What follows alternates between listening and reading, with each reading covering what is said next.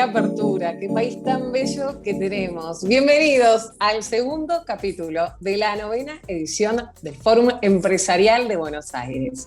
Para Lide Argentina y su división Lide Economía, es un gran honor que nos acompañen en esta mañana. Estaremos juntos 90 minutos y es la intención de Lide que ustedes puedan aprovechar la experiencia y también poder tener una agradable mañana escuchando a grandes referentes que nos van a acompañar hoy, porque nos van a contar desde su lado profesional, con distintos cuadros y buscándole la vuelta también, pero más desde un lado personal, para que la tecnología no sea algo que nos aleje, sino que nos acerque y todos podamos utilizar estos contenidos. Tenemos que agradecer a quienes nos acompañan en cada una de las jornadas, como por ejemplo el Patrocinio Máster. UCEMA es uno de ellos y muchísimas gracias. Universidad Privada Argentina, formadora de líderes y pionera en programas de educación superior en las áreas de economía, política, administración y finanzas en Argentina. BDO, servicios de auditoría, consultoría, impuestos, outsourcing y payroll.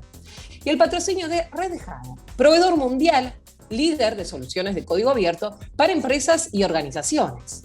Agradecemos a nuestros apoyos institucionales.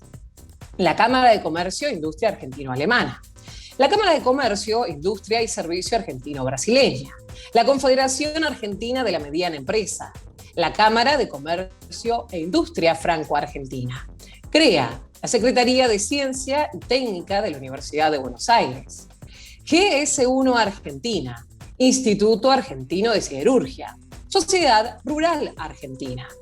Y saludamos a los media partners que nos acompañan hoy. Argentina Ambiental, Cover News, David Today, Prensa Económica, Editor Económico, Editores SRL, Impacto Económico, ADN Empresario, Portal Humano.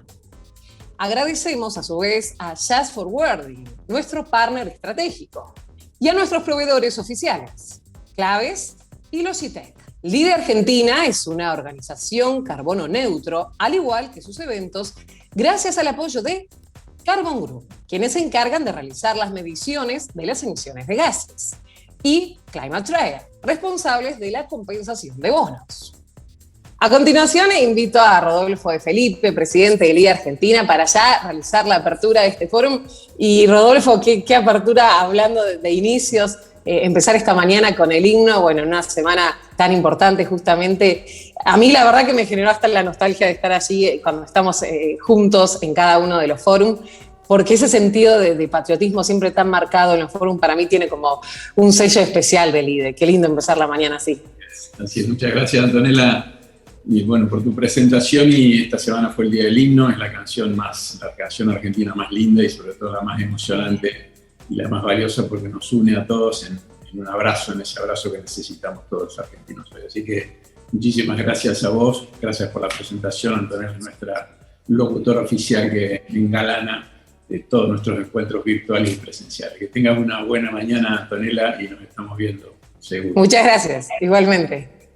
Bueno, renuevo el agradecimiento, les doy la bienvenida a todos ustedes, renuevo el agradecimiento, por supuesto, a todos quienes hacen posible este encuentro. A UCEMA, se encuentra presente su vicerrector, el señor Antonio Marín, a BDO, que son nuestros consultores de auditores. Saludos a Sergio Crivelli, que es su socio director, a Red Hat.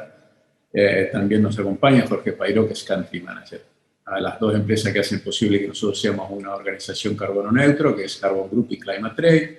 A Logitech, que nos provee estos espectaculares equipos para hacer los webinars. Claves, Nelson Pérez Alonso, nuestro proveedor de información competitiva, nos ha preparado un informe que van a recibir ustedes mañana junto con el link del video, y Just Forwarding de Argentina, que son nuestros partners estratégicos.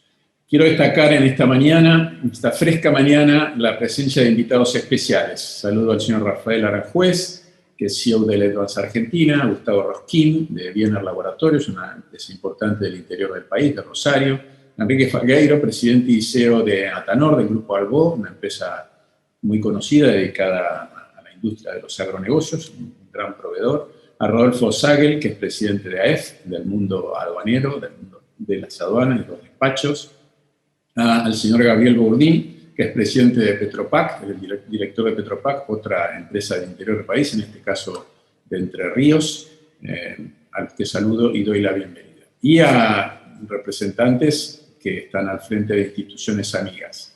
Alberto Aleman, que es rector de la Universidad KS, a Alfredo Rabacedas y Reinaldo Castilla, que son director general y presidente respectivamente del Instituto Argentino de Siderurgia, un gran instituto que hace investigación y desarrollo, y al señor Daniel Serrot, que es rector del ESADE.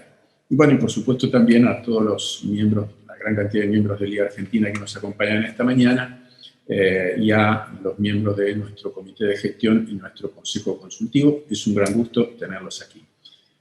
Con el formato, para quienes ya nos han visto, el formato habitual, y les cuento a los que no nos miran por primera vez, vamos a tener en esta mañana un encuentro que pretendemos que sea, bueno, con la participación de todos ustedes. Ya los veo conversando con nuestra técnica en el chat. El chat lo utilizamos para que ustedes emitan su opinión, nos cuenten cómo están, de dónde nos están viendo, y en cualquier caso, y ya los alentamos a eso, a que debatan entre ustedes, emitan sus opiniones sobre los puntos que se están tocando. Y en el botón de preguntas y respuestas, o Q&A que tienen abajo, ahí pueden hacer las preguntas que quieran a nuestra moderadora y a cualquiera de estos tres panelistas, que nosotros vamos a intentar, en este corto espacio que tenemos, en estos 90 minutos, poder responderlas a todas, y si así no fuera, les pedimos que las envíen a info@lidargentina.com, nosotros las derivamos a quienes se las quieren hacer, y ya los dejamos en contacto directo para que puedan satisfacer sus inquietudes. Un gusto que nos acompañen esta mañana, y queremos hacerlo muy dinámico y muy interactivo para con todos ustedes. El tema de hoy, en el capítulo 2 del Fórum Empresarial de Buenos Aires, es la economía de plazo corto, como la frazada corta, ¿no? Que antes decíamos que si nos tapamos la cabeza, nos destapamos los pies. Ahora la frazada es más corta todavía. Si nos queremos tapar la panza, se nos destapa el cuello. Cada vez estamos más achicados en la Argentina. Vamos a analizar en esta mañana la economía argentina de este 2021, pero en variables importantes que gravitan en eso. La monetaria, la fiscal, la institucional, y desde la perspectiva del plazo corto del año electoral en el que estamos. Porque en tiempos de pandemia, cash is king, ¿no? El flujo de caja, la caja, es la reina, es lo que necesitamos nosotros tener y cuidar. Todos quienes tenemos responsabilidades en el sector privado estamos llenos de preguntas en estos días. Si renunciamos a la liquidez e invertimos, ¿cómo protegemos en caso de no invertir? ¿Cómo protegemos el valor de nuestro dinero? Si nos lanzamos a cruzar el río, ¿qué hay en la otra orilla? ¿Cómo se resuelve el tema de la falta de dólares? ¿Cómo lo va a resolver el gobierno? Y en cualquier caso, ¿cómo se va a achicar la brecha? Que recordemos alcanzó su máximo en octubre del año pasado y ronda el 60%, números extraordinarios para cualquier país normal.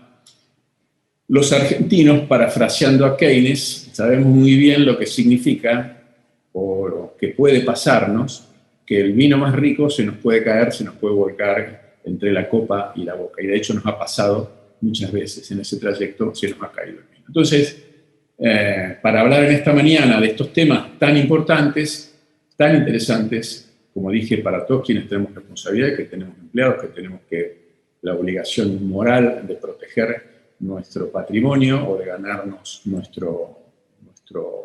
remuneración, vamos a charlar en esta mañana con una moderadora de lujo, con la presidenta de la división LIDE Economía, que ella es directora de Relaciones Institucionales del UCEMA, de la Universidad del SEMA, profesora del Máster de Finanzas y Administración de Empresas de esa misma casa de altos estudios. Es un gran gusto para mí dar la bienvenida a la señora Diana Mondino. Buenos días, Diana, ¿cómo estás? ¿Qué tal? ¿Cómo estás? ¿Qué decís, Rodolfo? Bueno, muy bien, gusto tenerte aquí. Diana nos va a moderar, como siempre, con la clase y la calidad con la que lo hace. Me gusta mucho su estilo, soy un admirador suyo. El siguiente, o el primero de los panelistas que les voy a presentar a ustedes, es licenciado en Economía de la UBA, de la Universidad de Buenos Aires, con una maestría en Economía en la misma casa de estudios, es director de Econométrica, consultora privada especializada en el análisis de la coyuntura económica local e internacional. Tiene, muchos años de experiencia en la consultoría económica, columnas de opinión en los principales diarios del país. Recibamos al licenciado Ramiro Castiñera. Ramiro, buenos días, ¿cómo estás? ¿Qué tal, Rodolfo? ¿Qué tal, Diana? Mil gracias por la invitación y bueno, un placer estar acá para charlar con ustedes. Bueno, muy bien, muchas gracias. El siguiente panelista es licenciado en Economía por la Universidad Nacional de La Plata, es máster con maestría en Economía y Finanzas en la Universidad Torcuato Di Tella, es profesor de Macroeconomía y Finanzas en la misma universidad, en la Universidad de La Plata, en la Torcuato Di Tella y en el UCEMA, tanto en grados como en posgrados. Otro prestigioso profesor y gran analista de la economía, Manuel Calderón, bienvenido, buenos días. Buen día, Rodolfo, buen día, Diana. Sumo a los agradecimientos de Ramiro y bueno, un placer estar acá para hablar de estos temas. Bueno, muy bien, muy bien. Te vemos ahí en un marco vegetal, muy bien. Sí. Dejamos entrar a todos a nuestras casas y yo a mi oficina. El tercer y último panelista es licenciado en Economía de la Universidad de Buenos Aires, también con doctorado en Economía en la Universidad de La Plata y una maestría en Economía del Instituto Torcuato Di Tella, es director del Centro de Estudios de la Productividad y coordinador e investigador principal del proyecto ARC-LEMS+LAN. Recibamos al licenciado Ariel Korenberg. Hola Ariel. Buen día. ¿Cómo están todos? Un gusto estar acá compartiendo reflexiones con ustedes. Bueno, muy bien. Se anuncia, Diana, una interesante mañana, unos interesantes 90 minutos. Así que yo despido a Ramiro, a Ariel, a Manuel. Te dejo, Diana, haciendo la introducción sobre el tema de la economía de plazo corto y después vos vas invitando al resto de los panelistas para que cada uno nos comparta estos contenidos de gran valor que tienen hoy para nosotros en esta mañana. Nos vemos en un rato todos, nos vemos después en el segmento de preguntas y respuestas. Diana, todo tuyo. Gracias, Rodolfo. Bueno, bienvenidos a todos, gracias por estar. Espero que lo que podamos contarles les resulte útil, no demasiado deprimente, o al contrario, que les podamos dar herramientas para la toma de decisiones. La economía es justamente eso, decidir entre opciones, decidir entre aquello que tal vez sea efectivo ahora, pero más caro, o que en el largo plazo nos genere problemas. El nombre que decía Rodolfo de plazo corto versus corto plazo, nos está diciendo, bueno, tenemos pocas herramientas, estamos focalizados además en el corto plazo, y el problema argentino probablemente sea que nunca hay tiempo o ganas o coraje para trabajar por el largo plazo. Nosotros tenemos en Argentina una mala costumbre de tomar decisiones sin analizar un concepto que en estadística es muy simple, es el concepto de lo que se llama error tipo 1 y error tipo 2. Uno de ellos es, tengo una hipótesis, creo que puede ser cierta, pero no actúo por temor a lo que pueda ocurrir. O al revés, actúo y después no ocurre lo que yo creía que iba a ocurrir. Entonces, actuar, no actuar, equivocarme, no equivocarme, genera verdaderos problemas. Por supuesto, si yo tenía razón, uno pensaría que es el ideal, pero depende de qué haya hecho yo con lo que tuve razón. Aquí vamos a estar discutiendo esta mañana para tratar de ver en qué camino es y tratar de que cada uno de ustedes tenga elementos para ver cuáles son las verdaderas oportunidades o peligros o disyuntivas que tenga la actividad de cada uno de estos. Pongo un ejemplo que tal vez es muy trivial, pero que puede resultarle útil para hablar con sus chicos o con gente que no tenga, digamos, afinidad con la economía. Cuando se están tomando decisiones de corto plazo, estamos tomando una decisión que ahora está en los diarios desde hace 3 semanas, por ejemplo, el consumo de carne vacuna. Suena bonito decir que se prohíbe la exportación. En realidad, la vaca tiene, aunque parezca mentira, voy a decir algo que hay que recordarlo, la vaca tiene 4 patas. Nosotros en Argentina comemos más bien las 2 patas de adelante, la exportación es más bien de las 2 patas de atrás. Si toda la vaca se queda en Argentina, bueno, estamos dejando de cobrar más que hubiéramos cobrado por eso. Pero sobre todo, estamos incentivando a que, como el precio es muy bajo, el productor tenga que vender más vacas de las que hubiera vendido, y entonces estamos comiendo más vacas de las que hubiéramos querido. Si comemos más vacas de las que hubiéramos querido, estamos comiendo la vaca de hoy y los 5 terneros que esa vaca hubiera tenido a lo largo del tiempo. Sé que es un ejemplo muy tonto, pero por favor recordemos, cada vez que tomamos una decisión con una presión en este momento, estamos teniendo un costo de oportunidad muy grande, el concepto económico de aquello que dejo de hacer, o sea, lo que dejo de cobrar por haber exportado, y lo que dejo de tener en el futuro por los 5 terneros que no hubiera tenido.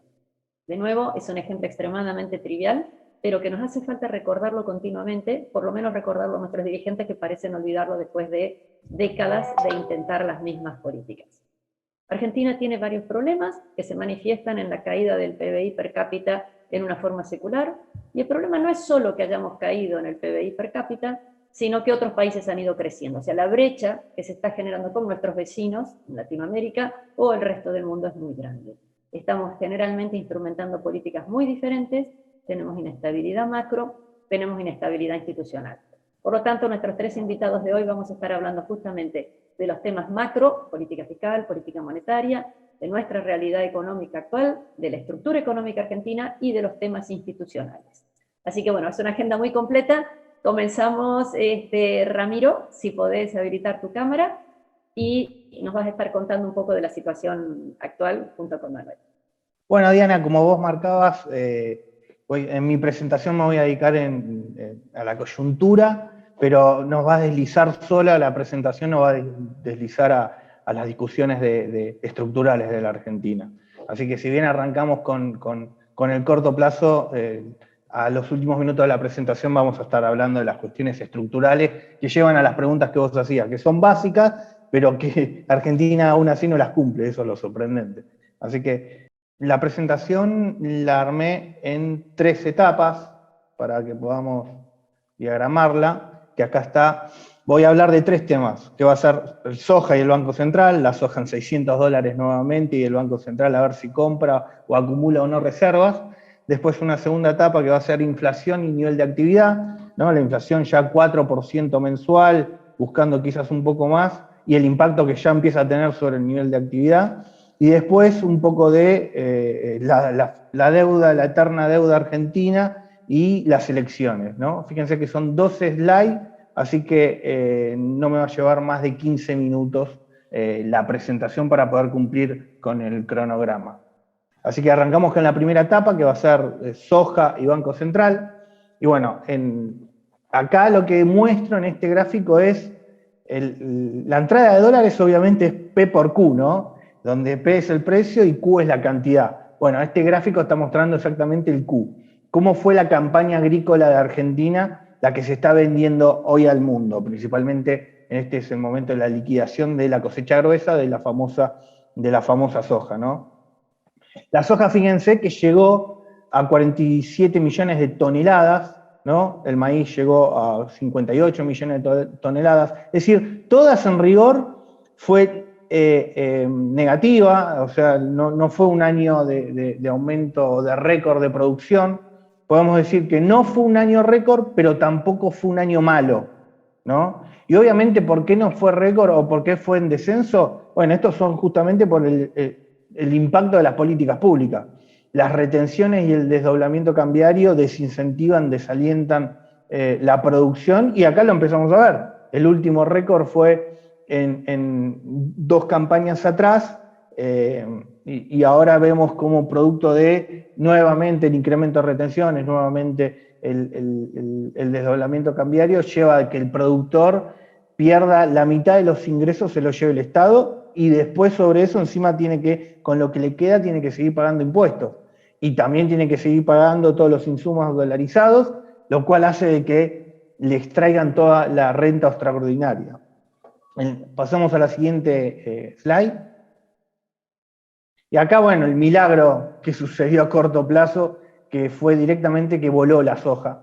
En muy corto plazo duplicó su valor y directamente se fue a buscar los máximos del 2009 o del 2012.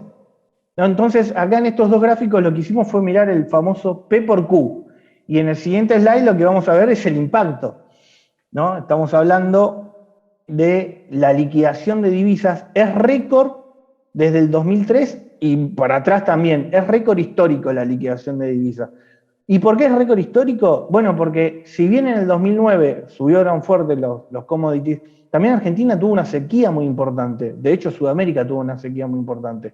Pero en esta oportunidad no es que hay una sequía y por eso suben los precios, por lo menos no en Latinoamérica, lo cual, por lo tanto, hizo volar los precios, ¿no? En el fondo tenemos, obviamente, la emisión monetaria que está teniendo Estados Unidos, que está inflando absolutamente todo, ¿no? Fíjense que, si bien Trump aumentó mucho el gasto público en el medio de la pandemia, llegó Biden y Biden dijo, yo también quiero aumentar el gasto público, y bueno, la combinación de los dos está inflando absolutamente todos los precios y Argentina se benefició con el incremento del precio de la soja. Pero fíjense que en los primeros 4 meses del año, la liquidación de la cosecha son casi 10.000 millones de dólares, que es el doble de lo que se liquidó en los primeros 4 meses del año pasado, que incluso podemos decir de que desde 2007, que más o menos se liquidaba 5.000 millones de dólares, y ahora de repente se liquidaron 10.000 millones de dólares. Y ahora en la siguiente slide, es decir, bueno, y de todos estos liquidación de dólares, ¿no? ¿Cuánto llega al Banco Central? Acá el punto es, a ver, no es menor. El Banco Central corrió absolutamente a todos del mercado cambiario. De repente, el ahorrista no puede ingresar al mercado de cambios, la empresa que quiera girar divisas al exterior tampoco puede, a todo lo que era la deuda pública contra privados, también se le dijo, mira, no te voy a pagar nada los próximos 4 años. Es decir, fueron corriendo absolutamente a todos. Entonces se quedaron solo para atajar los dólares de la soja. Y acá lo que vemos justamente es, en los últimos 5 meses, cuando arranca la liquidación en particular de la soja, empieza a comprar el Banco Central 1.500 millones de dólares para redondear. Mayo en particular, la barrita acá va a estar en 2.000 o 3.000 millones de dólares. Mayo es el mes donde hay exceso de dólar, exceso, no la palabra, donde se liquida la cosecha gruesa y por lo tanto es el momento de mayor ingreso de dólares en la economía. Ahora bien, corrió a tantos del Banco Central, corre absolutamente a todo el mundo del mercado cambiario, que hay demanda directamente en el mercado paralelo. Y como el mercado paralelo empezaba a subir y a subir, lo vimos a casi 200 pesos, el Banco Central empezó a vender, empezó a hacer el rulo, el famoso rulo, que el argentino entiende bien lo que es el rulo, que es comprar al oficial y vender al paralelo. Que para los privados es ilegal, el Banco Central es política oficial. Es la principal herramienta que utiliza para calmar el contado con liqui o los dólares paralelos. Es decir, toma estos dólares que estamos acá, estas barritas que vemos acá, compra, vamos a decirle al sojero, le saca a 90 pesos cada dólar menos retenciones, y después va y lo vende. Ese mismo dólar va y lo vende al rulo, lo vende a 200 o a 150. ¿Y cuál fue el impacto? Que el impacto, si bien el Banco Central compró 4.200 o 4.300 millones de dólares en estos 5 meses, el aumento de las reservas fueron solo 1.600 millones. La moraleja de este gráfico demuestra de que el Banco Central vendió, haciendo el rulo oficial, vendiendo en el paralelo por lo menos 2.000 millones de dólares en este periodo, en este plazo. Después hay otro componente que son pagos de deuda tanto del sector público, principalmente a organismos internacionales, y pagos de deuda de privados también, ¿no? Y en el siguiente slide vamos a ver justamente esto que marcaba. Esto, perdón, acá muestra la brecha entre el tipo oficial y el paralelo. Obviamente, cuando el primer cepo de Cristina, el promedio de la brecha fue 40%, con un pico en 70%, y ahora cuando vuelve Cristina, vuelve el cepo, y tenemos ahora la brecha que llegó, ahora fíjense, antes el récord había sido 70, ahora el récord ya fue 100, y de hecho ahora, cuando el promedio fue 40, hoy estamos en 70 y parece bajo, ¿no? Parece bajo, desde el 100 parece bajo. Esta baja fue vendiendo el Banco Central, haciendo el rulo, vendiendo 2.000 millones de dólares. Así que ahí entendemos cómo es que bajan, por qué bajó la brecha. Porque es el propio gobierno el que está vendiendo los dólares, porque los privados no venden dólares, ni siquiera en el rulo. Discúlpenme, ni siquiera en el paralelo. Y en el siguiente slide muestra cuál es la consecuencia. Podrás bajar la brecha con estos dólares, pero las reservas están estancadas.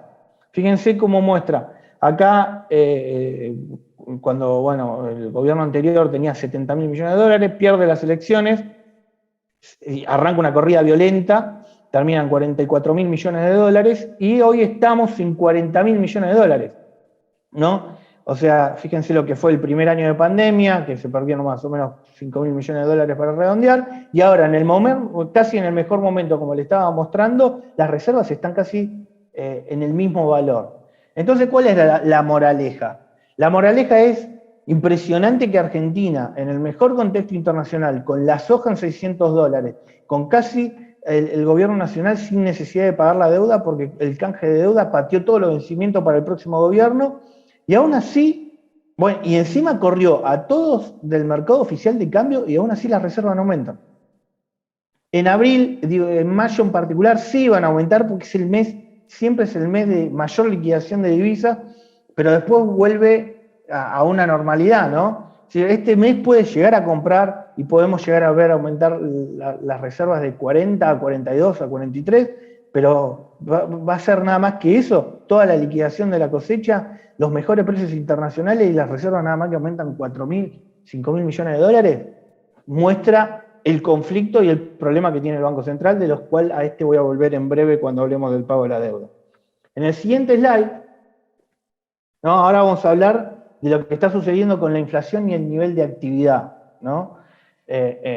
Fíjense lo que está sucediendo, acá reflejo dos cuestiones. Una, los salarios registrados en azul, la variación a qué ritmo vienen, o sea, los salarios están creciendo en Argentina al 33% interanual, dato oficial de los salarios registrados, y la inflación se empezó a acelerar. A fin de año estaba en 36 y ya está en 42% interanual. Y de hecho va a un ritmo del 60% interanual, ¿no? Entonces, ¿cuál fue la consecuencia? Que si bien durante la pandemia, o por lo menos el año pasado, precios y salarios más o menos que la pelearon como para ir a igual ritmo, de hecho, el interanual en diciembre, el salario real estaba cayendo un menos del 1%, ¿no? O sea, fíjense, los salarios crecieron 35% y la inflación fue el 36%, más o menos se equilibró. Pero esta no es la realidad de este año. La realidad de este año es lo que está mostrando, acá dice que no se ven los gráficos, no sé si, pero bueno, después me dirán si se está viendo o no se está viendo. Lo que iba a marcar es que, bueno, como se aceleró la inflación, el salario en términos reales ya está cayendo a casi al 7% interanual. O sea, los salarios en Argentina están empezando a quedar atrás, rezagados. El famoso, la inflación va por el ascensor y los salarios por la escalera, bueno, se empezó a notar, ¿no? Y por lo tanto se empieza a notar también en el nivel de actividad. Fíjense en el siguiente slide.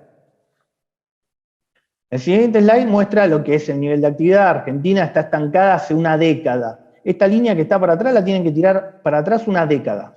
Una década hay que tirar esta línea para atrás, para saber desde cuándo está estancada. Exactamente la fecha es muy simple, desde que se puso el primer cepo en el 2011, desde el 2011 que Argentina no crece. Esa es la fecha exacta para saber desde cuándo viene este estancamiento ya crónico de la Argentina. Después viene la pandemia, el cerrar absolutamente todo. En mayo del año pasado se tocó un piso, después se empieza una recuperación, y lo que está mostrando este último año, este primer arranque del 2021, es que se le cortó las alas al crecimiento económico en el mercado local. ¿Y por qué se cortó las alas? Bueno, porque la inflación empieza a acelerar, y Argentina, como es una economía cerrada, que lo único que exporta es soja, particularmente, bueno, si el salario interno se empieza a deteriorar como estuvimos viendo, claro, entonces empieza a afectarse el nivel de actividad. Si bien los números interanuales se van a empezar a comparar contra el agujero negro de lo que fue el nivel de actividad del año pasado, claro, la realidad es que si vos te comparás contra esta base de comparación, o sea, lo que fue el nivel de actividad de la última década, que ya decimos que ya igual es un problema por ese estancamiento, igualmente Argentina está entre un 2 a un 3% por debajo de este nivel. O sea, el interanual de mayo va a ser, sí, el de marzo va a ser una estimación de lo que va a ser la actividad, te van a decir que la Argentina crece al 10% interanual, y cuando salga después el próximo dato te van a decir que crece al 20% interanual, porque se comparan contra este piso. Si te comparás contra la última década, en rigor Argentina quedó abajo un 3%, un 2% más o menos. si estamos dándonos cuenta de que el gobierno se empieza a dar cuenta de que se empieza a quedar atrás los ingresos de la gente, claro, se desespera y arranca nuevamente el gasto público. El presupuesto, esta era la estimación del déficit fiscal, ¿no? Argentina, o sea, ya secularmente tiene un déficit de 7 puntos del PBI, que lo financia completamente con maquinita. El de la pandemia subió a 8,5 puntos del PBI. Este era el presupuesto que lo quería bajar a 6 puntos del PBI, pero quería recortar el IFE, el ATP, quería recortar, no pisar las tarifas. Bueno, todo este objetivo del gobierno duró menos de... todo el presupuesto aprobado ya se tiró a la basura, con una inflación que decía que iba a estar en torno al 29%, con precios de las tarifas que se iban a aumentar a un ritmo del 29%, sin IFE y sin ATP, así que quedó todo en la basura el presupuesto. Perdieron 3 meses para hacer un papel que se puso en evidencia, que fue nada más que para perder tiempo, y en 3 meses Argentina ya no tiene presupuesto económico. Como siempre, ya hace tiempo que Argentina no se maneja con ningún presupuesto económico, pero bueno, esto lo pone nuevamente en evidencia, o se pone en evidencia cada vez más en corto plazo. Ya en 3 meses ya sabemos que el presupuesto que aprobó el gobierno nacional no sirve. Por lo tanto, este déficit fiscal de 6 puntos del PBI no se puede tomar de referencia, es de 6 y quizás va a ser peor. O quizás si bien aumentan gasto público, la soja le va a dar al gobierno unos 3.000 millones de dólares y quizás le permite sopesar uno y va a quedar también en torno a este 6-7% del PBI. Y en el siguiente slide, obviamente, lo que les marco es que todo esto se financia completamente con maquinita, es decir, dándole a la emisión monetaria, y después todo eso se encapsula en las bicicletas de las LEBAC y las LELIC, que a fin de diciembre del año, cuando asume el nuevo gobierno, las LELIC y PASES acumulaban 1 billón de pesos y actualmente ya son 3,3 billones de pesos. ¿Y por qué son 3,3 billones de pesos? Porque el déficit fiscal del gobierno nacional fue el año pasado 2 billones más un billón más o menos de intereses, entonces vos llegás a estos 3,3 billones.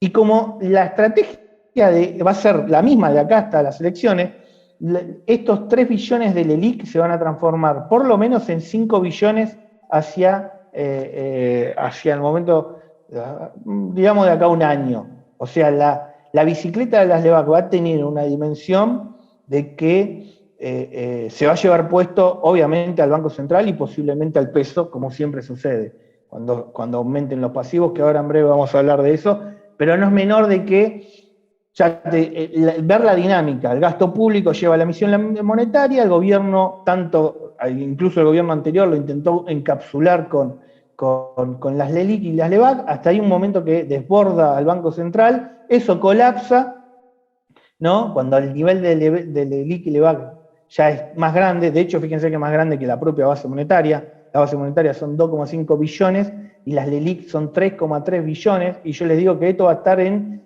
por lo menos 5 billones y medio. Así que esto nada más que va a crecer y por lo tanto es lo que le va a sepultar el peso cuando estalla el Rodrigazo.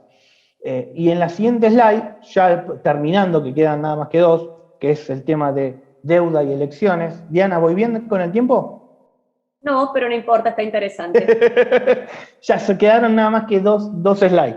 Que este es los vencimientos de capital contra el Club de París y el FMI, que en mayo, este mes, vencen 2.000 millones de dólares y que fue el gobierno, primero fue el ministro a pedir, a ver si renegociarlo, y ahora el propio presidente fue a intentar renegociarlo, y el Club de París le dijo lo mismo: mirá, si no pagás, volvé con un acuerdo con el FMI.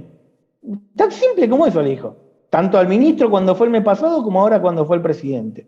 Y después estos 2 pagos de septiembre y diciembre, también cerca de 2.000 millones al FMI, estos 2 pagos el gobierno los quiere pagar con los mismos DEC que le va a dar el FMI.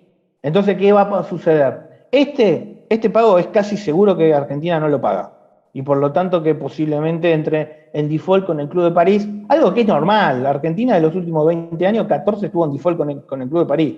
O sea, Argentina, si hay algo que Argentina no hace, es pagar la deuda. Así que Y contra el FMI, bueno, lo mismo, dice, mirá, si los 4.000 millones de dólares que me vas a dar en breve, ¿me aceptás que te pague estos 2 vencimientos? El default contra el FMI lo estiramos a marzo del 2022. Entonces, el Club de París, si entramos en default, va a ser ahora, y en marzo del 2022 posiblemente el default contra los organismos contra el FMI. Los organismos esto no rompe la cadena de pagos en el mercado interno, porque no es como un default interno, no es un default al sector privado, pero obviamente mete a la Argentina en el marco de default con los organismos internacionales. Y ahora sí me voy en la última slide, en la siguiente. ¿Por qué Argentina va directo al choque o directo al default? Porque Argentina no tiene plata, directamente. Acá son las reservas brutas, maquilladas con un montón de contabilidad que no sirve para nada, y las reservas netas, que muestra cuántos dólares genuinos tiene el Banco Central. Bueno, el Banco Central no tiene plata, directamente, no tiene reservas. Los únicos dólares que tiene el Banco Central, que son genuinos, son del sector privado, que respaldan los depósitos en dólares del sector privado. Hoy el Banco Central puede devolver los depósitos del sector privado porque es el único dólar que le queda, que son 11.000 millones de dólares de los depósitos que son 15.000. Por lo tanto, nuevamente, o sea, obviamente el swap chino es contabilidad, los DEC del FMI ya se vendieron en contabilidad, el préstamo con BID también ya se utilizó, el oro no se puede vender porque hay que mandarlo físicamente a Inglaterra, no creo que se animen a políticamente mandar el oro a Inglaterra, como lo hizo Maduro hace poco, que también lo mandaba hacia otros rincones del mundo para poder venderlo. No creo que se animen a esa jugada, por lo tanto los 2 únicos dólares que le queda al Banco Central son del sector privado. Y ya por eso marcaba de que Argentina va directo a un default con los organismos internacionales porque no tiene plata. Porque si se anima a pagar con los encajes en dólares, arranca una corrida en dólares tan espectacular que se lleva directamente la paridad cambiaria de Argentina, se la lleva puesta. Porque si obviamente... Yo hoy como economista te tengo que decir, el Banco Central puede devolver todos los depósitos si no usa la guita de la gente. Y como el gobierno es muy afán a usar el ahorro privado, ¿no? A usar lo que era antes la CFJP, el manotazo a la CFJP, el manotazo a YPF, el manotazo al campo. Claro, ya fue quemando la nave y quedan pocas cajas grandes, ¿no? Bueno, una caja grande donde es ahorro privado son justamente los depósitos en dólares. Por ahora los puede devolver porque no los usó. Así que, y el último slide, voy a, ya esto sí es más estructural y más a largo plazo, que el problema no es nada más que Argentina no tiene plata para pagarle a los organismos internacionales. Argentina tiene directamente otra agenda para el futuro. La Argentina siempre fue una economía cerrada y Estado corporativo, y el FMI le va a pedir una economía algo más abierta y leyes de este siglo. Y realmente este tema lo vamos a hablar extensamente más adelante. Guardate todos esos temas que nos van retando por el tiempo. Dale, perfecto. Cierro con esto. Y vamos a discutir extensamente eso en las preguntas y con Ariel Korenberg. Dale, perfecto. Ahí está. Gracias discúlpenme por el exceso de... me pasé el tiempo. Manuel, ahora te pedimos que nos cuentes una versión que probablemente coincida. Los datos son los datos, ese es un tema que no debemos olvidar en Argentina. Los datos son los datos, que es lo que nos mostró Ramiro y ahora nos va a mostrar Manuel. Y las interpretaciones de los datos son parecidas, ¿no? Cuando uno comparte un poco la visión económica. Yo les voy a compartir también mi presentación. Entonces, digamos, para entender un poco esta dinámica argentina del largo plazo, qué pasa, digamos, por qué se mueven tan abruptamente los precios de los activos. Hay que entender un poco lo que decía Ramiro al final. De casualidad pensamos cosas muy parecidas, van a ver a lo largo de mi presentación, que en realidad hay 2 modelos, ¿no? Siempre en un posible potencial futuro, que es un poco la repetición de cosas pasadas, pero tenemos un modelo como populismo redistributivo, podríamos llamarlo, y un modelo más de austeridad y mercado, ¿no? Entonces, el valor de la Argentina, en términos de precios de activos, bonos, empresas, tiene que ver con la expectativa acerca de qué tipo de modelo va a venir en el futuro, con qué probabilidad. Esto lo vimos perfectamente en el evento pospaso, digamos. En un día no pasó nada en el mundo, no hubo ningún otro shock, los activos argentinos se derrumbaron. Justamente, ¿por qué? Porque, bueno, todo el mundo se quería deshacer de los activos, previendo que iba a venir un régimen, digamos, populista, que hace un énfasis en el corto plazo, en el aumento del gasto, en el impulso del consumo basado en expansión monetaria y de gasto público, que controla todos los precios de la economía, que sobreregula todos los mercados, que genera inseguridad jurídica por todos lados, que se consume los stocks, que cierra la economía, que pone impuestos a los exportadores, que genera distorsiones de precios generales, y aparte hace transferencias discrecionales para todo el mundo, ¿no? Es como un rent-seeking society, es decir, el gobierno se pone en el medio de la sociedad y empieza a quitar y a repartir palo y garrote según ellos crean conveniente, ¿no? Buscando aliados o enemigos. Bueno, en ese ambiente, ¿quién va a querer tener activos de Argentina, ¿no? Dada la tremenda discrecionalidad que va a enfrentar en el futuro, bueno, probablemente gente que se sienta cómoda en la negociación con ese tipo de gobiernos. No digo que no digo que no haya. Pero digo, en general, los activos se derrumban en precios cuando aumenta la probabilidad de que en algún momento cercano del futuro venga un modelo, digamos, de populismo redistributivo.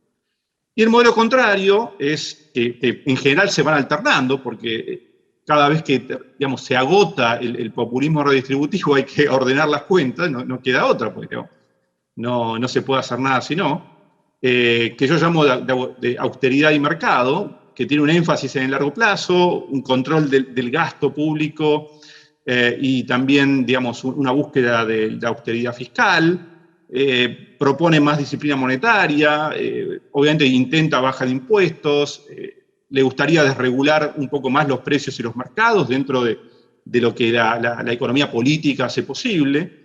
Obviamente pondera y busca la seguridad jurídica, piensa más en acumular stocks, en la apertura económica y la no intervención en el comercio exterior, buscar los precios de mercado que sean los incentivos para la inversión, etc., ¿no?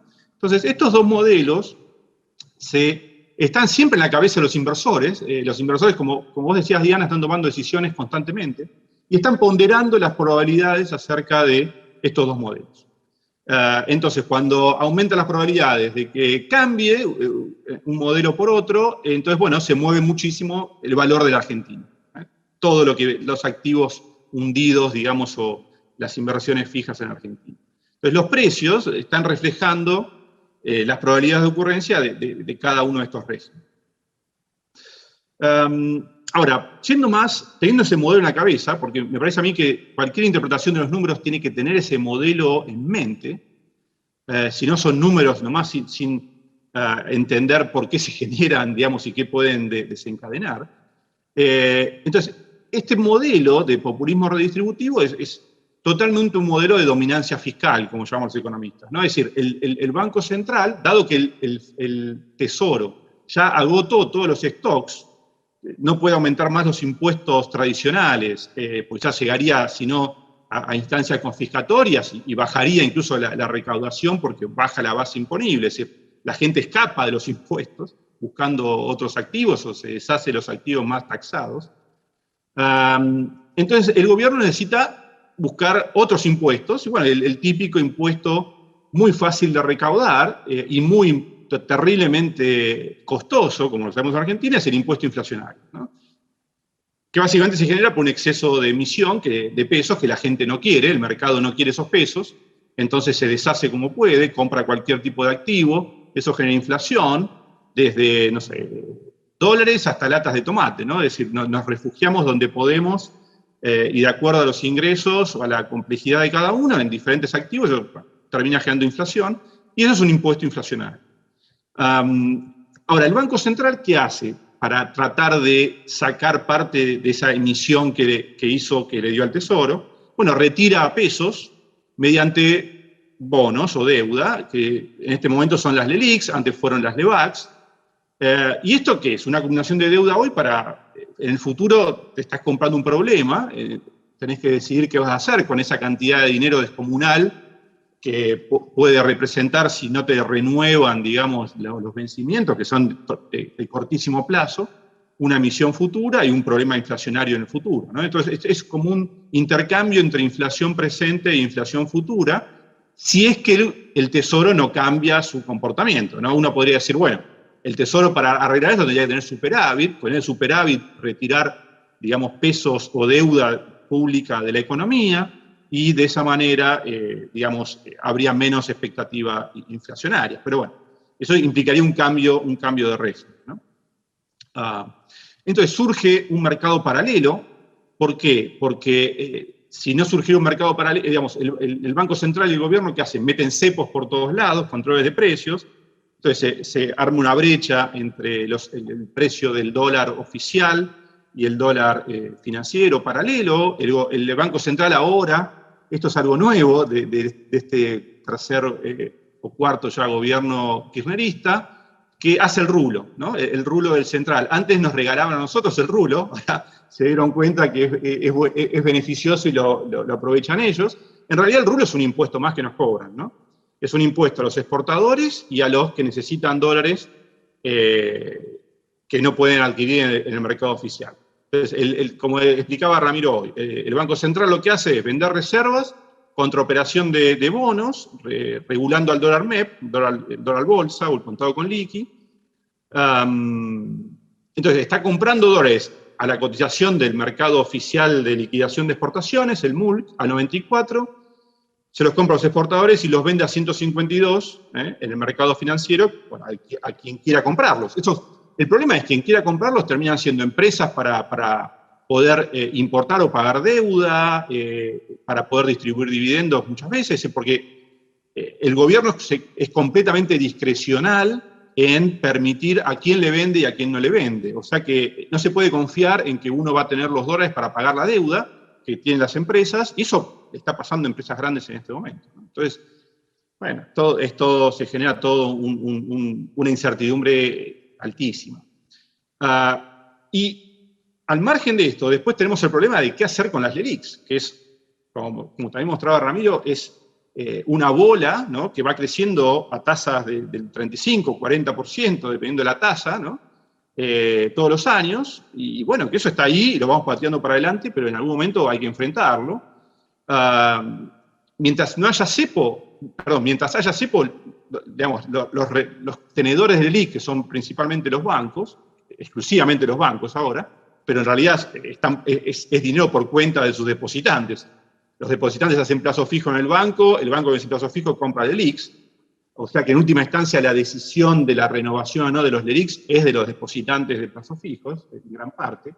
Entonces, si no hubiera cepo, gran parte de esas LELIQs se vencerían, no se renovarían y irían a comprar dólares. Por eso el cepo realmente no se puede tocar mientras haya esa cantidad de LELIQs y haya esta desconfianza, ¿no? Uno puede decir, bueno, si cambia la confianza, si hay un gobierno más creíble con otro tipo de reglas, que se compromete a hacer ciertas políticas y convence al mercado de que no va a licuar a los tenedores de pesos o de activos en pesos, bueno, quizá no haya inflación o quizá no haya corrida al dólar, pero en un ambiente de falta de credibilidad, obviamente todos esos pesos irían al dólar, explotaría la cotización, ¿no? Entonces, bueno, surge el problema de, no ahora, porque me imagino yo que este modelo de acumulación de LELIQs va a continuar. Deberían tener mucha suerte en el gobierno para poder transformar todas esas LELIQs paulatinamente en algún tipo de deuda del Tesoro de más largo plazo, pero no lo veo en el corto plazo ese escenario. Entonces, alguien que ve, digamos, un posible futuro gobierno tendrá que ver qué hace con ese stock de LELIQs, dado que es una cantidad enorme para que se absorba con crecimiento económico, ¿no? Estamos lejísimos de lograr eso, por más que la economía explote la actividad, eso no se podría absorber rápido. Entonces, bueno, una decisión, que sería una decisión torpe a mi entender, es generar inflación y que se licúe ese valor. Obviamente eso impactaría en todos los tenedores de LELIQs, básicamente, y de activos en pesos, por lo cual escaparían al dólar, aumentaría el precio del dólar, etc. Otra alternativa, me parece más prolija, es canjearlas voluntariamente por bonos de largo plazo indexados a inflación, ¿no? Mínimamente para resguardar un poco el valor de los activos. Y es una forma también que tiene el gobierno de comprometerse a que no va a generar inflación, porque gran parte de su deuda está indexada por inflación, entonces no le conviene generar inflación. ¿Cómo funciona el mecanismo de financiamiento monetario del Tesoro? Bueno, el Tesoro, como digamos, tiene déficit galopante, entonces necesita pesos para cubrirlo. El Banco Central le da esos pesos a cambio de deuda, ¿no?, digamos, nominada, que podemos llamar adelantos y utilidades, etcétera, una letra, es lo mismo, pero le transfiere pesos. El Tesoro con esos pesos le paga al sector privado, en general, y el sector privado, ¿qué hace con esos pesos? Bueno, los cambia por LELIQs, ¿no?, del Banco Central, básicamente a través de la operatoria bancaria, ¿no? Ocurre esto. Obviamente eso está muy simplificado, no estamos metiendo el mercado de dólares, pero el mercado de dólares oficial, me refiero, o el mercado de bonos, digamos, del Tesoro con los privados, pero este es un poco el financiamiento monetario del Tesoro. Eso implica aumento de base monetaria y aumento de LELIQs, que es una base monetaria que paga interés, básicamente, ¿no? Entonces, acá vemos cómo estaba relativamente estable la base monetaria más las LELIQs durante el 2018 y 2019, y a partir de enero del 2020 empieza a crecer mucho. Digamos, si contamos, mi gráfico acá no está considerando los pases.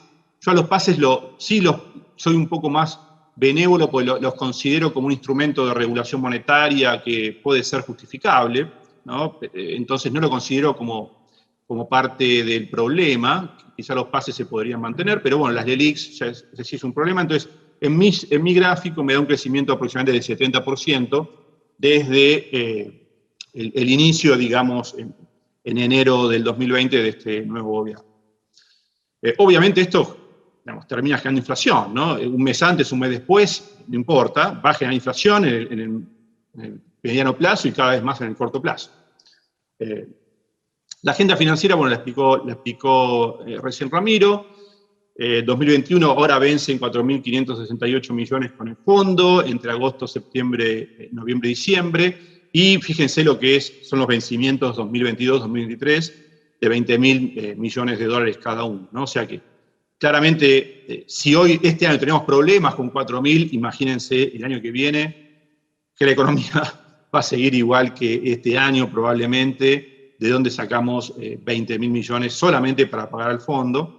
Y ya después, el 2024 se juntaría también con la reestructuración de los bonos privados, o sea que está bastante complicada la agenda financiera en términos de los vencimientos para los años próximos, ¿no? El Club de París, bueno, también tenemos el raindrop, ¿no?, la lluvia de dólares que nos va a dar el Fondo Monetario, que son más o menos 4.354 millones de estos derechos especiales de giro.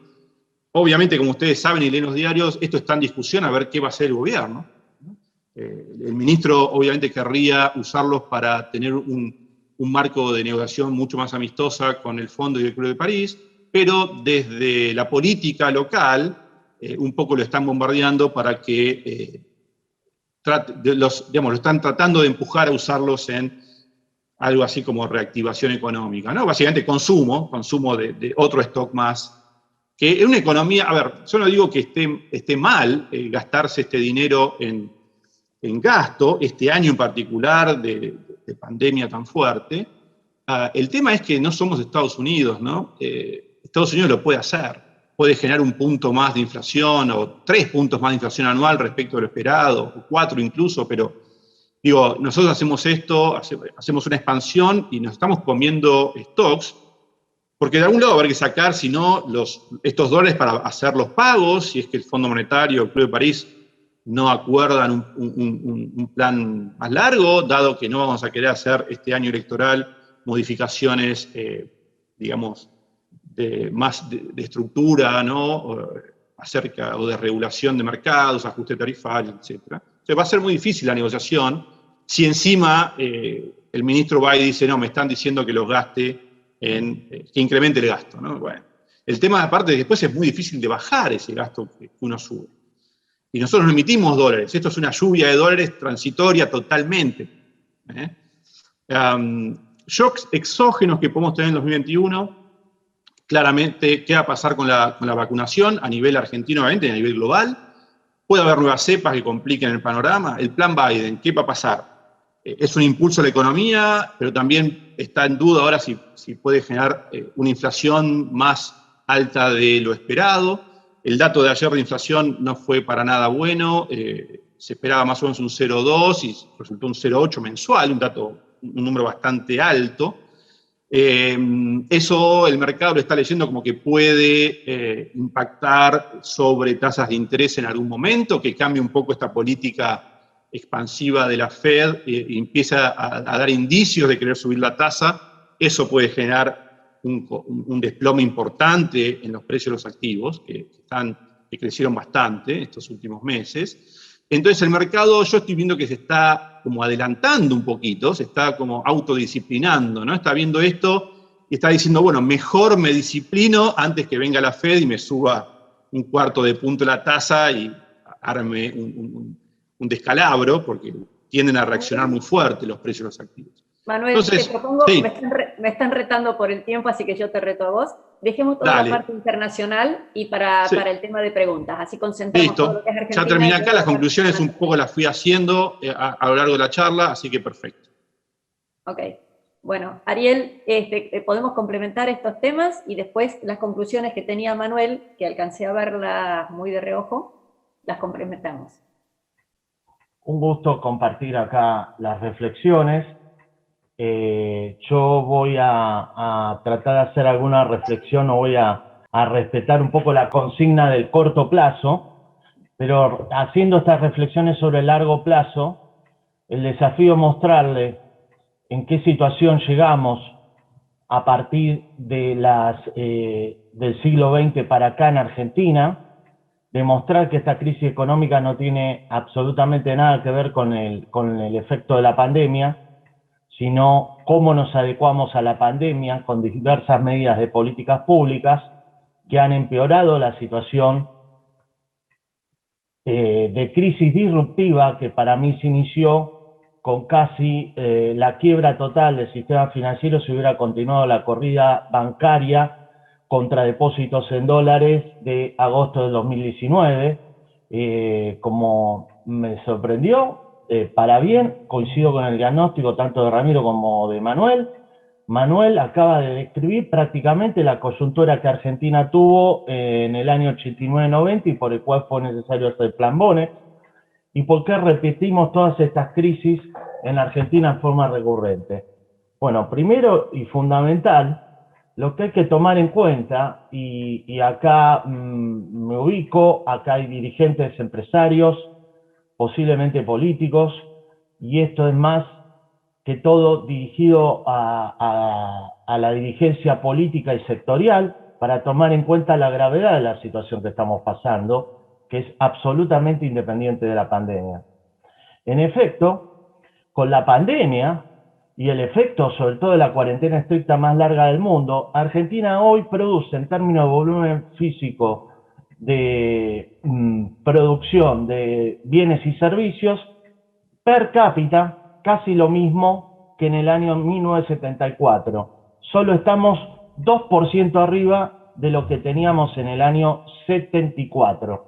No es solamente que Argentina no crece desde el año 2011 en términos per cápita, o si ustedes quieren desde 2008, sino que nuestro nivel de vida en términos de volumen físico de bienes y servicios per cápita, por habitante, es próximo a 1974, solo un 2% arriba.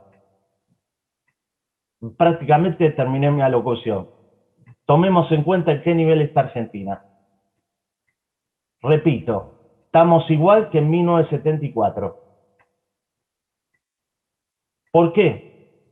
Porque tenemos una tasa de inversión actual que en el segundo trimestre del año pasado llegó al 9% del producto, cuando Argentina, aún con su trayectoria histórica, que genera un promedio anual de tasa de inversión del 17%, financiada básicamente con ahorro nacional, serie que tengo que actualizar, aún así no alcanza a obtener entre los 22 y 25 puntos del producto en los mejores años y sostenerlo de forma continua.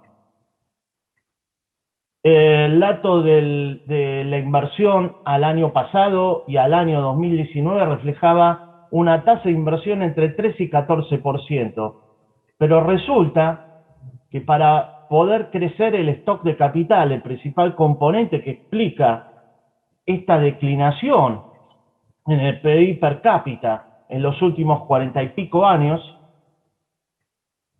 y la productividad que ahora les voy a mostrar, resulta que la tasa de inversión bruta solo sirve para reponer el desgaste del stock como consecuencia de la antigüedad, el uso normal y la obsolescencia económica y tecnológica. Traduzco, no se mantienen las rutas, no se mantiene la infraestructura, no se reponen los bienes de capital y en todo caso apenas se logra reponer a un alto costo, como es imponiendo un impuesto a las computadoras en medio de la digitalización forzosa que tuvimos todos que hacer en toda la actividad productiva y en todos los hogares.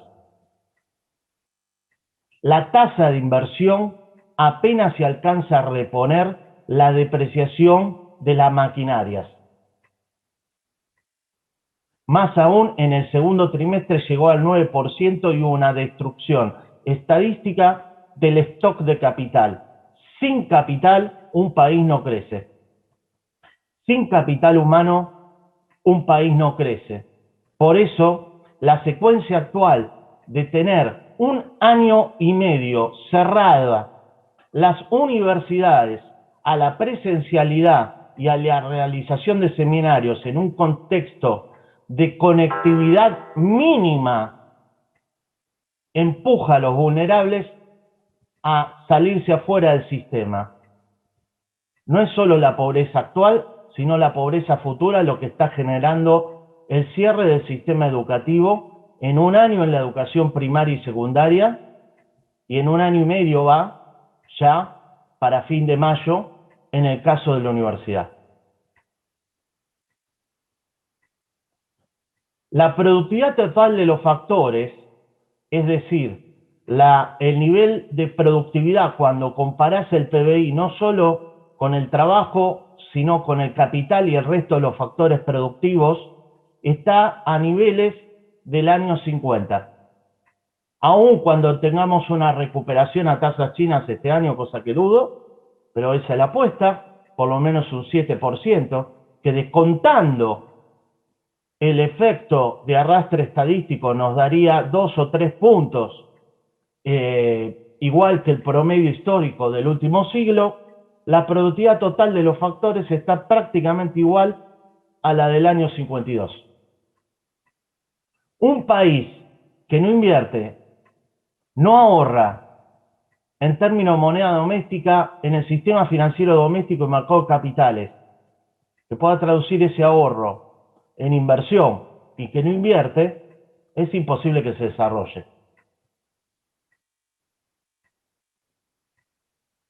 Ahora, ¿qué tienen los argentinos en la cabeza? La expectativa de obtener el PBI per cápita del año 2011, que no fue exuberante, pero que permitió el triunfo del kirchnerismo con el 54% de los votos, más el efecto de apreciar la moneda doméstica electoralmente para luego, al día siguiente, decretar el cepo, más largo de la historia argentina. Los habitantes argentinos tienen en la cabeza, incluso la clase media, la canasta de consumo de referencia del año 2011 y eso es lo que demandan electoralmente. Y hasta el pasado, la canasta electoral del año 73, uno de los máximos, a partir del cual el PBI histórico que Argentina podría haber generado se comenzó a derrumbar aceleradamente en comparación con Australia, con países vecinos, como está acá Australia, países vecinos, o incluso con Israel, que era el 30% del PBI argentino y hoy lo está superando en más de un 60%. Dada la adversidad geográfica y geopolítica de Israel, para no comparar como Australia, como habitualmente se hace, porque éramos 95% en la época de nuestros abuelos, y hoy somos 28% de lo que es Australia en términos de PIB per cápita, con la adversidad geográfica y geopolítica de conflictos bélicos continuos, Israel hoy supera a Argentina cuando antes era menos de un tercio allá por su nacimiento 3 años después, en 1950. No hay excusas para el desarrollo. No debemos contar necesariamente con que la soja nos salve, un proyecto como Vaca Muerta nos salve, porque el periodo de la historia de mayor efecto de los términos de intercambio y valorización de la soja no lo hemos utilizado para generar el empleo que las familias argentinas necesitan y generar la canasta de consumo que demandan en forma sostenible.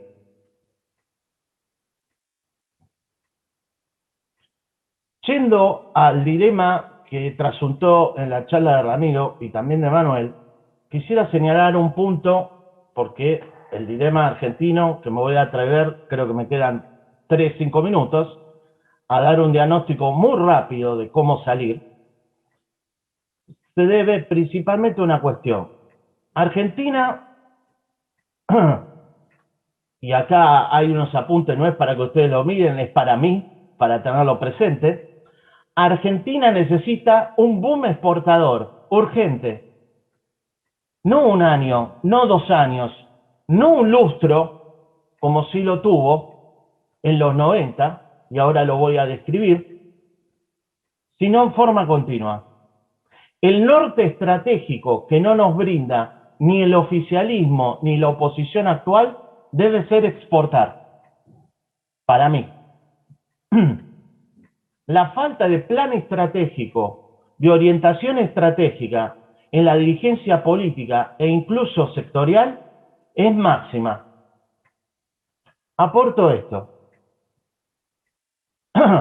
Argentina, para crecer, necesita importar insumos y bienes de capital. Esto no es nuevo. Hace 50 años que la historiografía económica argentina se discute.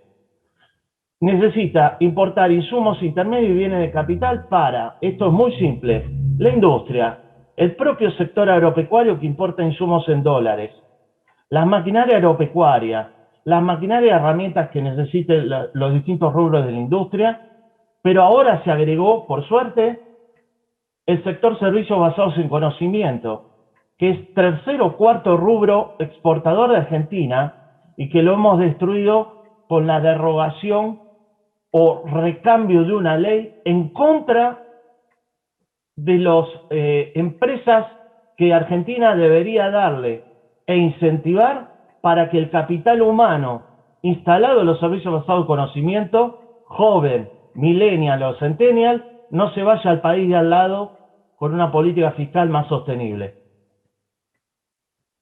En el medio de la pandemia, en que todos hicimos una digitalización forzada, aumentamos los impuestos a las computadoras. Entonces la cuestión es muy profunda. Necesitamos dólares para importar para todos los sectores productivos. La industria, el sector agropecuario mismo, que es el mayor generador de dólares en Argentina, pero también los servicios basados en conocimiento, que tienen un componente exportador que hay que apoyar. Y el resto de la industria, que también lo tiene.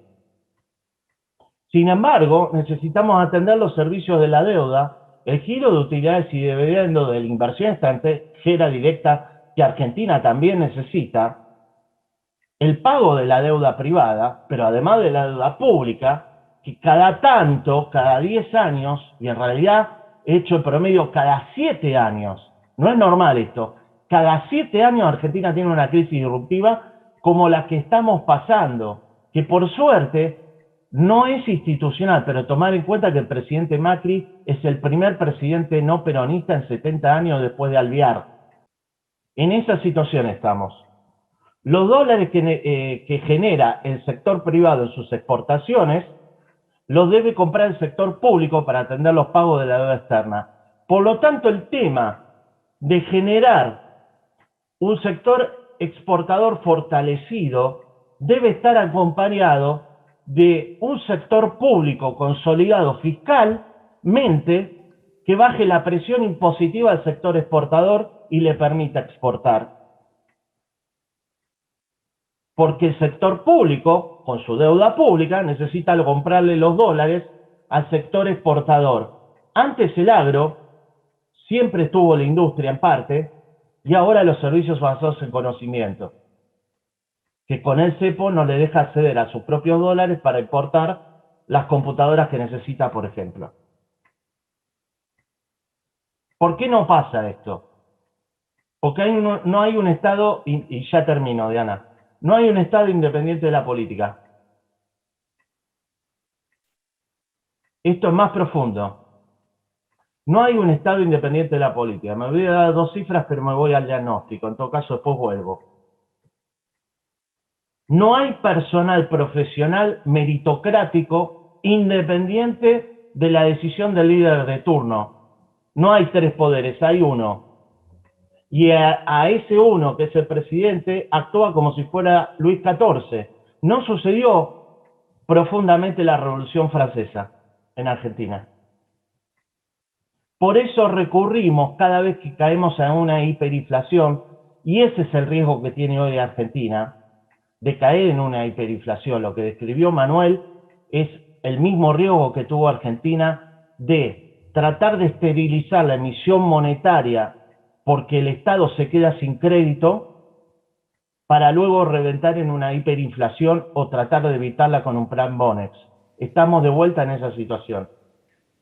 No se reemplaza con un sistema bimonetario, una convertibilidad, una dolarización, porque después sufre los problemas de no hacer los cambios estructurales y reformas estructurales que Argentina necesita. Pero eso tampoco pasa solamente por una reforma laboral que Argentina jamás aplicó, porque no la va a poder aplicar, porque a los 2 días de asumir Alfonsín no pudo aprobar la ley Mucci para que haya más democracia sindical. No podés tener un tipo de cambio de convertibilidad o dolarización si no hay flexibilidad laboral. Pero también lo otro que hay que cambiar es la coalición, cita economista, al Stoppel-Samuelson, entre empresarios que necesitan un proteccionismo irrevocable, sin ningún control respecto de los resultados de esa protección que te da el Estado y que financian todos los consumidores argentinos, incluso aquellos que no tienen trabajo y están en la pobreza, o viven de la economía ilegal, como está sucediendo en Argentina, en coalición con este modelo de sindicato único. En la medida que eso no cambie, esto no va a cambiar, y seguiremos atrás de los acontecimientos de corto plazo. Hay una crisis de representación política y sectorial. En la mesa del presidente, el único que puede decidir desde qué tipo de café toman en las oficinas públicas, el salario que paga la oficina pública, a los profesionales militantes que toman decisiones en función del líder y no de las necesidades de responder a las demandas sociales de todas las clases sociales en Argentina, no es un líder omnisciente que puede decidir todo. Y por eso se producen las decisiones que claramente dejó al frente la pandemia. Por último, el sistema electoral está totalmente destruido en Argentina. El voto cadena, el robo de papeles, está al borde de lo que yo siempre digo, como antes de la ley Cespeña, del voto obligatorio universal, así como también la ley de educación 1420, parte de nuestra anomia jurídica, por la cual hay una ley que dice obligatoria y universal y no se cumple con el cierre de las escuelas. Entonces el próximo gobierno no tiene que pensar en su reelección. Si realmente piensa en el bienestar de los argentinos, va a tener que crear un banco central que no tenemos. Es una oficina monetaria de la Casa Rosada. Más aún, hasta hace poco, porque ha sido desempoderado el señor Guzmán, fue empoderado en octubre para atajar la corrida cambiaria y ahora ha sido desempoderado con el subsecretario de Energía. Hasta ayer, en que fue desempoderado, el Banco Central dependía del Ministerio de Hacienda. Yo quiero ver un Banco Central que se pelee con el ministro de Hacienda. O sea, caímos muy bajo. Entonces, lo que hay que reconstruir en Argentina es mucho más que una política económica. Es la posibilidad de hacer una política económica adecuada. Banco Central independiente de la política, como sí lo tiene el resto de América Latina normal, que, por ejemplo, el caso de Perú, van 3 cambios de presidente y Perú lo que tiene es riesgo de deflación, emite bonos a 100 años a baja tasa de interés, mientras Argentina tiene que emitir moneda que nadie quiere para poder solventar el soporte al sector empresarial, privado y hogares durante la pandemia. Una comisión de defensa de la competencia que del año 80 que se creó, forme tribunales de defensa de la competencia independiente del poder político que este gobierno acaba de derrogar y que el anterior gobierno se acordó 2 meses antes de las elecciones de formar. Y por último, organismos anticorrupción independientes del auditado. En la medida que Argentina no intente uno de estos elementos, hasta Bolivia tiene un banco central independiente de Evo Morales. En la medida que Argentina no intente alguno de estos elementos, no vamos a salir. Gracias. Gracias, Ariel. El asunto es cómo tratamos de ser positivos ahora, que siempre Rodolfo nos pide que hagamos unas palabras de cierre. Primero contestemos algunas preguntas que pueda haber. Va a tener que ser muy breve, porque ya nos quedan 10, breves las preguntas y breves las respuestas. Así es, la verdad que impresionaba, muy buena las 3 presentaciones, Diana, te felicito por haber invitado a estos grandes profesores y gente que está súper bien y muy actualizada. Si yo dije que teníamos preguntas al inicio de mi presentación, ahora tengo muchas más, pero bastante certeza. Tenemos una pregunta en vivo, mientras tanto les cuento que mientras va subiendo el vicerrector de UCEMA, les cuento que el IDE está iniciando una plataforma 360 que se llama LIDE ESG. Seguramente ustedes van a tener noticias, todos quienes forman parte de la comunidad virtual del IDE. ESG que viene muy fuerte en el mundo, por las siglas en inglés es Ambiente, Environment, Social and Governance. Concretamente es los aspectos no financieros de los estados de las empresas. Es un tema de gran impulso en todo el mundo y nosotros vamos a subirnos a esa ola para en Argentina avanzar también rápidamente o serles útiles a todos ustedes en estos temas. Así que, volviendo al tema, quiero invitar aquí a Antonio Marín, que tiene una pregunta para hacernos en vivo. Hay un montón de preguntas, algunas ya respondidas. Le quiero agradecer a Ariel Guzzetti, Ricardo Molina, Pablo Guglielmoni, Enrique Prini, Esteve Corena, Alejandro Colais, Alejandro Wolf, si podemos hacer una pregunta. Alejandro vamos a transmitirles el CEO de Johnson & Johnson en Argentina. Ariel Guzzetti, Pablo Millenberg han preguntado. También respondió preguntas ya Ramiro a Reinaldo Castilla, a Edward Windegland, Elisan y a Alicia Cuñado. ¿Tenés una pregunta, Antonio? Te escuchamos. Sí, gracias Rodolfo por esta oportunidad. Si me permitís hacer un mini comentario positivo ante esta coyuntura económica tan deprimente y que tiene que ver con educación y algo que comentó Ariel Korenberg. Realmente la educación, que es algo a lo cual nosotros nos dedicamos, el año pasado fuimos una isla y este año nuevamente fuimos una isla porque nuestros posgrados, el MBA y la maestría en finanzas, crecieron un 37 y 20% respectivamente respecto al año pasado. Es decir, hay gente que todavía le da importancia a la educación. Ahora sí, la pregunta creo que es para Ramiro. ¿Cuáles son las posibilidades de abrir las importaciones para salir del estancamiento actual? A ver, el modelo económico de Argentina es cerrar las importaciones. O sea, no le pidan peras al olmo. Argentina quiere cerrar las importaciones porque es el corporativismo que se maneja de esa manera. Porque cuando yo cierro las importaciones, o sea, el burócrata de turno cierra las importaciones, asume el poder de decir quién va a hacer negocios en Argentina. ¿Entendés? Entonces, obviamente se arroga un derecho que no existe en el mundo, o sea, el control de importaciones justamente directamente es ilegal. Toda la política argentina es ilegal en un país normal. No se puede desdoblar el tipo de cambio, no se puede prohibir girar importaciones, no se puede prohibir despedir, no se puede prohibir todo lo que se te ocurra, todo lo que hace Argentina. El argentino lo normaliza, ¿no? Como como el sapo que se ve hirviendo en el agua caliente y no se da cuenta que cómo sube grado a grado, como sube, y que bueno, una restricción mal que hace. Pero después cuando un extranjero ve la locura argentina, donde directamente el Estado trata a todo el sector privado como meras subsecretarías. Vos si tenés una empresa, el Estado te mira como una subsecretaría, no te considera como propiedad privada.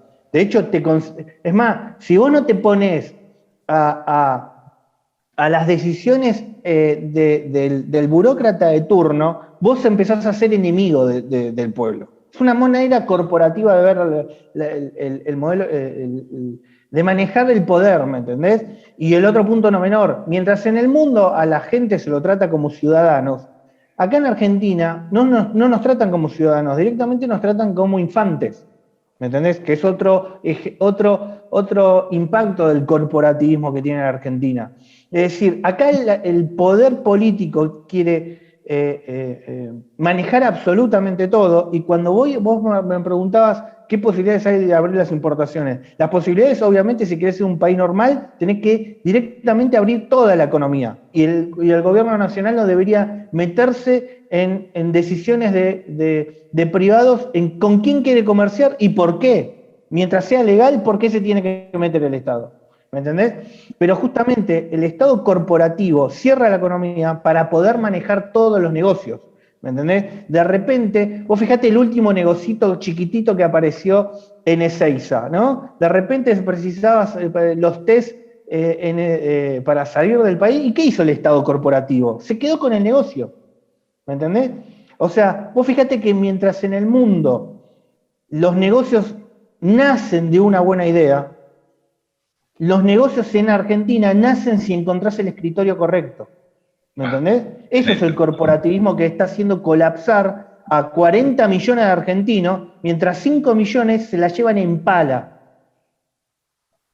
Muy bien, muchas gracias. Muchas gracias, y gracias, Antonio, a vos. Mientras tenemos otra pregunta en vivo de Sergio Crivelli, que es socio y director de BDO, mientras él sube, te pido a Diana que elijas dentro de todas las preguntas alguna para Ariel, detrás de todas las que hay, y yo mientras tanto le voy a hacer a Manuel Calderón, mientras sube Sergio, una pregunta de Alejandro Wolf, como dije recién, que es el CEO de Johnson & Johnson Argentina. Alejandro pregunta, Manuel, frente a estas obligaciones financieras, pareciera que la única fuente de ingreso de dólares posible serían las exportaciones, con una política exportadora que vaya más allá de productos primarios que no hemos tenido todavía. ¿Será factible recomponer esta situación? Manuel, te escuchamos. Sí, pero bueno, coincido con la prudencia, ¿no? Es decir, falta muchísimo para que eso pueda ser posible. Hay que encarar un programa de baja de impuestos a las exportaciones en general, de eliminación de retenciones. En realidad, la lógica que usa la teoría económica que este gobierno implementa es la de, como los sectores tienen diferentes rentabilidades, producto de rentas agropecuarias, ellos imponen más retenciones al agro que a la industria. Pero son teorías realmente que se pueden criticar por todos lados. Entonces, lo que hay que fomentar son las exportaciones en general. Porque una empresa agrícola que está generando o está usando tecnología, que está innovando en la producción agrícola, ¿por qué tiene que sufrir, digamos, retenciones o impuestos a esa producción? Yo lo que haría es eliminar retenciones, bajar impuestos en general. Obviamente para bajar impuestos hay que bajar el gasto, y el problema es bajar el gasto. Han dejado estratégicamente un gasto que es inmanejable, entonces cualquiera que quiera bajar el gasto va a tener problemas políticos, claramente, pero bueno, habrá que enfrentarlos, ¿no? Porque es un nivel de gasto insostenible que hace incompetitivo a cualquier empresario que quiera exportar. Así es. Muchas gracias, Manuel. Tenemos ya a Sergio Crivelli mientras está preparando ya Diana la pregunta para Ariel. No sé para quién vas a dirigir la pregunta, pero te doy los buenos días, Sergio. Sergio es socio director de BDO. Buenos días, Sergio, ¿cómo estás? Buenos días, Rodolfo, muy bien. Bueno, gracias a todos por la exposición, la verdad que muy claros todos, a pesar de las realidades que dijeron que no son las que me hubiera gustado escuchar, no porque no sean verdad, sino porque es un panorama bastante deprimente de vista al futuro. Me hubiera gustado que nos quedemos en el corto plazo, porque desde mi punto de vista creo que el gobierno, con este viento de cola, con la soja a $600 y los ingresos adicionales que esto le genera, desde mi punto de vista va a poder manejar el corto plazo, al menos de acá hasta las elecciones, hasta fin de año. Y el problema es la agenda y los problemas estructurales que tiene la Argentina. Para dirigir una pregunta concreta en función al poco tiempo que tenemos, le pregunto a Ariel, por un lado, si cree que de acá hasta fin de año el gobierno va a poder mantener una cierta tranquilidad y no vamos a tener sobresaltos, hiperinflación, hiperdevaluación o alguna otra sorpresa que nos pueda deparar la economía como estamos acostumbrados. Y por otro lado, si ves alguna posibilidad de que algún día las fuerzas políticas de la Argentina sean capaces de buscar un consenso y unirse para de una vez por todas atacar los problemas estructurales que nos llevan a esta decadencia permanente. Ariel. Tengo 2 horas. dos preguntas nodales. A ver, si no depende tanto del gobierno, permitime darle una vuelta de tuerca a la primera pregunta. Si puede llegar a las elecciones y los dólares son suficientes, creo que Ramiro Manuel debe tener la cifra justa. El aporte extra de esta revalorización de soja por esta cosecha puede ser valioso, pero tenés un mercado de capitales totalmente nulo. ¿Qué quiero decir con esto? Que la entrada de dólares que se produjo por la cosecha, lo que vino a financiar de última fue la generación de formación de activos externos, vulgarmente fuga de capitales, que hacen los argentinos de todas las clases sociales. Entonces, ¿de qué depende que llegue a junio, que termina la liquidación de cosecha, o a agosto, o a noviembre cuando haga las elecciones? Depende de la demanda de dinero y la confianza que tengan los argentinos en el peso. Porque hoy el peso no cumple la función de reserva de valor hace rato, pero cada vez más profundamente, pero tampoco de unidad de cuenta. Y el peligro que estamos corriendo, a mí me parece, es que de acá a fin de año se produzca algún hecho disruptivo, cambiario, porque la gente comience a dejar de tener la profunda ilusión monetaria que tiene. En Argentina el relato mata datos. Nosotros podemos hablar de los datos, pero la verdad que los depósitos en pesos en el sistema financiero todavía se están sosteniendo por 2 cuestiones que después explota. Por los bonos dólar link, que son de hecho un seguro cambiario, valga la paradoja, que los propios integrantes del oficialismo siempre nos critican, no a nosotros, perdón, critican respecto de la historia reciente argentina, que desembocó en aquel hecho durante el proceso militar de la estatización de la deuda privada.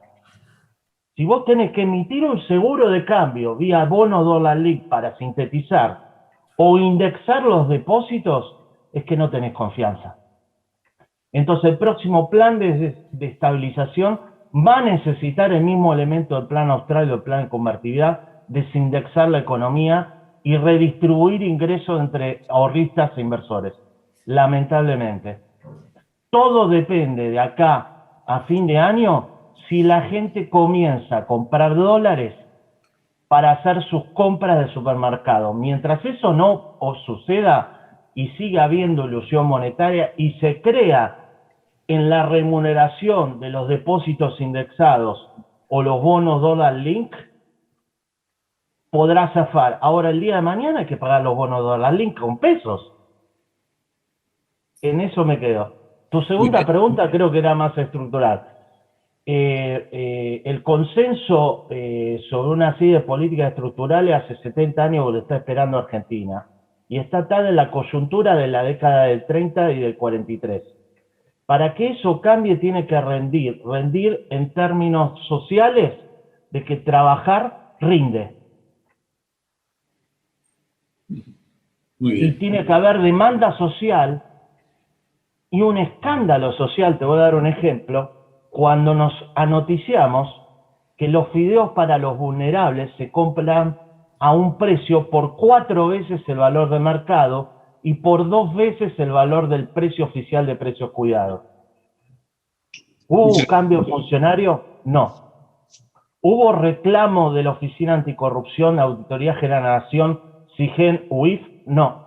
¿Hubo reclamo social? No. Entonces dejemos de pedirle a la dirigencia política lo que la sociedad misma nos genera. Se necesita atar el voto de la gente al diputado con nombre y apellido que está representado en el Congreso. Si no, vamos a seguir teniendo diputados porno Zoom, que disfrute el diputado porno Zoom, pero quiero recordar que ese señor no sabía lo que estaba votando, y estaba votando la licuación total de los fondos del ANSES para jubilarnos el día de mañana. Eso votó. Entonces, la obediencia partidaria no sirve la lista sábana en la medida que la sociedad no vea las consecuencias cercanas de lo que vota. Para mí la solución pasa, en parte, por tener en claro que hay una crisis de representación política y sectorial como nunca antes vista desde el año 83. Muchas gracias, Y Ariel. eso, la oposición lo negocia a cambio de obtener un presupuesto como hizo en el 2016, cuando dio de baja la ley de ficha limpia. La prioridad para mí es la democracia, luego viene la economía. No hay confianza si no hay confianza en los representantes que uno vota. Ariel, muchas gracias. Lamento tener que cortarte porque está súper interesante. Son las 10:34, estamos pasados. Quiero hacer una rectificación. Alejandro Wolf es el CEO de Jusen Logistics, así que echa la salvedad y la aclaración. Les agradezco mucho a Sergio y a Antonio las preguntas y su participación. Si les parece, vamos con Ramiro, Manuel y Ariel con su mensaje final y por último tu conclusión, Diana, así no nos pasamos tanto y no nos retan los asistentes. Ramiro, tu saludo final y tu call to action. A ver, Argentina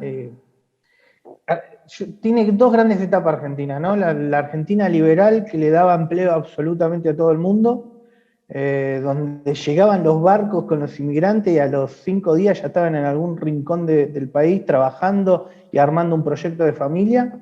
Y después llegamos a Argentina con el golpe del 30, arranca a cambiar el modelo, arranca a directamente abandonar las ideas liberales y empezar a abrazar